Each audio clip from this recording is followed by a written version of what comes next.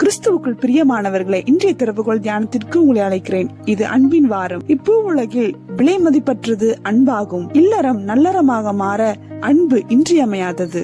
நமது ஆற்றல், மன வலிமை, உடல் வலிமை இவற்றிற்கு உறுதுணையாக இருப்பது அன்பு. வசதியாய் வாழ பணம் தேவை, ஆனால் அந்த வாழ்க்கை மகிழ்ச்சியுடனும் நிறைவாகவும் வாழ தேவை அன்பு. 1 கொரிந்தியர் 13:1. நான் மனுஷர் பாஷைகளையும் தூதர் பாஷைகளையும் பேசினாலும் அன்பு எனக்கு இராவிட்டால் சத்தமிடுகிற வெண்கலம் போலவும் ஓசையிடுகிற கைத்தாளம் போலவும் இருப்பேன். ஆம் பிரியமானவர்களே, இந்த உலகில் இருக்கும் நாட்களில் நாம் பல காரியங்களை செய்கிறோம். குடும்பத்தை கவனிப்பது, வேலை செய்வது, ஊழியம் செய்வது போன்ற எந்த வேலையை செய்தாலும் ஆண்டவர் நம்மிடம் எதிர்பார்ப்பது அன்போடு எல்லாவற்றையும் செய்ய வேண்டும்.